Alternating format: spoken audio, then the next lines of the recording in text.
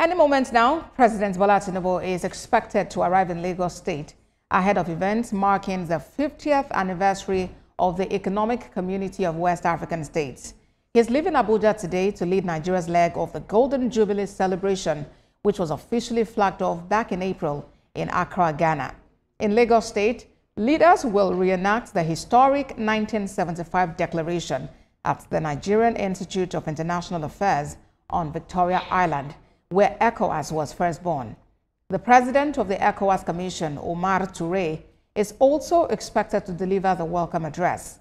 Then, on Saturday, the 31st of May, President Tinubu will inaugurate a number of infrastructure projects under his administration, capping off a week of both regional reflection and national progress. The president is expected to return to Abuja after the Lagos engagements. Now, let's tell you more about the Economic Community of West African States, ECOWAS. It was officially established on the 28th of May, 1975, when the heads of state and government of 15 West African countries came together in Lagos State, Nigeria, to sign the treaty. That historic moment marked the birth of a regional bloc aimed at fostering economic integration, political cooperation, and collective development across the sub-region.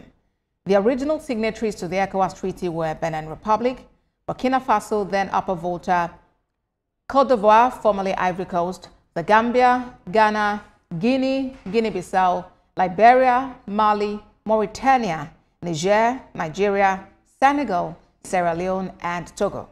In 1977, Cape Verde joined as the 16th member state, strengthening the bloc's geographical and political reach. Among the prominent heads of state who signed the treaty were General Yakubu Gowon of Nigeria, who hosted the summit and played a key role in initiating the ECOWAS vision. Felix Houphouët-Boigny of Côte d'Ivoire, a long-serving Ivorian leader and a strong voice for regional economic cooperation, and William Toba Jr. of Liberia, then chairman of the Organization of African Unity, among others.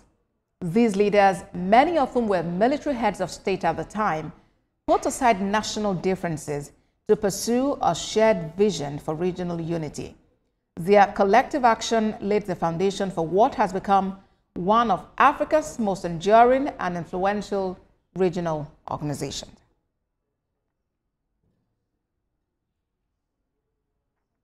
ECOWAS Liaison Officer, West Africa Democracy Solidarity Network, Amoyi Aigbe, joins me to discuss this. Good to have you join us on World Now. 50 years of the existence of ECOWAS, and in that space, the sub-region has witnessed coups and counter-coups. Does it appear the body has met the dreams of its founding fathers? Well, thank you very much for having me. Yes, the body has met the true objective. The ideology behind the formation in 1925 has been met. However, the regional body has given himself another threshold. That's why we've had all of the protocols, renewal of protocol, like a renewal of our agreement.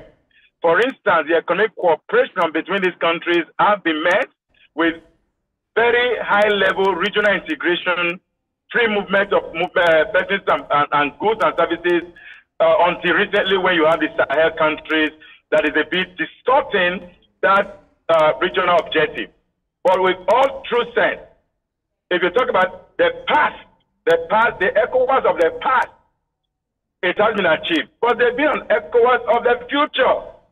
But in going to the ECOWAS of the future, there seems to be a gap that needs to be strengthened, that there cannot be true economic cooperation without political development, without political enhancement, without stability, without security. So you can't talk about having economic development when your state or your country is facing huge security challenge or is facing a huge political crisis. So part of what is ECOWAS of the future is that component of the political and, of course, the stability of the region. As it were, to your question, yes, but there's been another level of threshold that is almost expanded beyond the word economic. Because people argue that the ECOWAS is an economic community. Yes, it is an economic community, but beyond the economic community is the political community, is the security community, and that is where we are at this time. You spoke about trade and movement of persons, as some of the achievement of ECOWAS. But how free really is this movement, considering that for citizens of member states to access these countries, you still need visa? And when compared to the European Union, for instance, where that does not apply. So have we really made any progress in that regard? I will actually say that the European Union learned from ECOWAS. There is no visa application to any of the countries in West Africa. All ECOWAS countries, all, even right now, with the Sahel states exit, you still don't need visas to go to Burkina Faso, Mali, and Niger, or even Guinea, Conakry. You don't need visa. However, in ECOWAS, there's what we call travel certificate. A blue, not the passport on your screen. There's an ECOWAS passport. It's called travel document.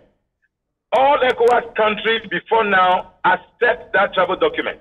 In fact, if I'm to go to Ghana today, as I'm speaking to you now, and I don't have this green passport, I can quickly get the travel document, which does not require the uphill task of getting the green passport. I can get that travel document and I will be allowed into Accra or any border point in Ghana. The same thing with Nigeria. The same thing with Benin. The same thing with Sierra Leone. The same thing with Liberia. Until recently, I was going to go to Cote d'Ivoire.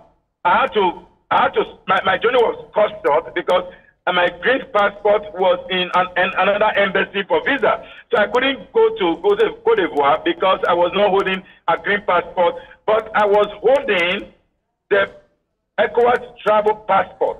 All right. Cote d'Ivoire, as at that time, which was just last year, but before that time, Cote d'Ivoire accepted that travel document. There is no visa requirement for any part of West Africa.